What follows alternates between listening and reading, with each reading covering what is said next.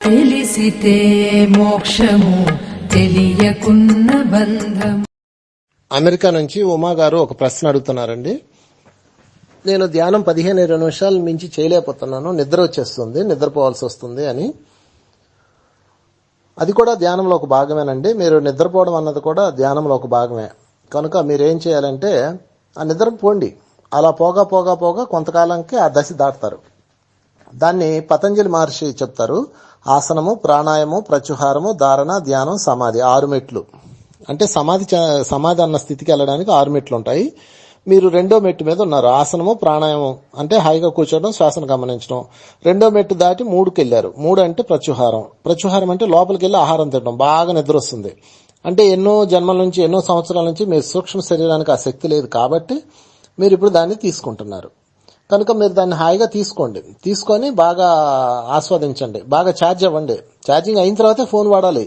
Charging కాకుండా phone ఎలా వాడతారండి? కనుక ఇప్పుడు అంత అర్జెంటుగా ఇప్పుడు మీరు చేయాల్సింది ఏం లేదు. కనుక ధ్యానంలో 15 నిమిషాలు మించి చేయలేకపోతున్నాను అన్నారు కదా, ఎంత చేయగలిగితే అంత చేయండి. వీలైనంత వరకు నిద్ర వస్తే నిద్రపోండి.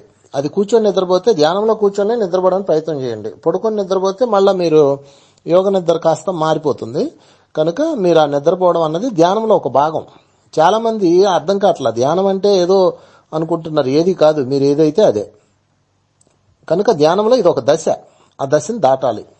ఎప్పుడు దాటుతుందా అనేది ఆటోమేటిక్, మీకు సంబంధం లేదు. మళ్ళీ దాని మీద మీరు దృష్టి తీసేయండి. మీ పని ఒకటే, హాయిగా కూర్చోవడం, ధ్యానం చేయడం. రోజు రోజుకి అయితే 15 నిమిషాలు మించి చేయలేకపోతున్నాను, నిద్ర వస్తుంది అన్నారు కదా, 15 నుంచి ఇంకొక వారంలో ఇంకొక 5 నిమిషాలు పెంచండి. అంటే వీలైనంత వరకు మీరు కూర్చోవడానికే ప్రయత్నం చేయండి. నిద్ర వస్తుంటే కూర్చొనే నిద్రపోండి అంతే. అంతేగాని మీరు ధ్యానం కుదరలేదు, ఇంకా అయిపోయిందిలే వాళ్ళకి అనుకోకండి. Okay, so keep it up. మీరు కరెక్ట్గానే ఉన్నారు, ప్రొసీడ్. నేను తలవాలి నిద్ర వస్తే నిద్రపోండి అంతే. మీరు ఏం ఆపొద్దు, అవన్నీ ఆటోమేటిక్గా మారుతాయి. కొంతకాలం అలా జరగ 3 దశలోకి వెళ్తారు. దాని తర్వాత 4, దాని తర్వాత 5, ఇలా స్టెప్స్ ఉంటాయి. అవన్నీ ఆటోమేటిక్. మీరు ఏం చేయాల్సిన పని లేదు. మీరు చేయాల్సింది 2. 1 ఆసనం, హాయిగా కూర్చోటం. 2 ప్రాణాయామం, శ్వాసను గమనిస్తూ కూర్చోటం, ప్రాణవాయువుతో ప్రయాణం చేయడం అంతే. నిద్ర వస్తుందా, కళలు వస్తాయా, విజన్స్ వస్తాయా, అన్నీ మీకు అనవసరం. ఏం వస్తే అది తీసుకోండి.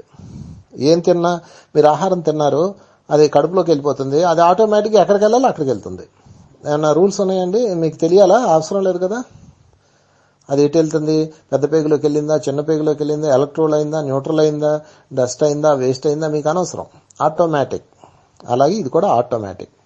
కనుక కళ్ళు మూసుకోండి, శ్వాసను గమనించండి వీలైనంతసేపు అంతే. మీరు కరెక్ట్గా ఉన్నారు.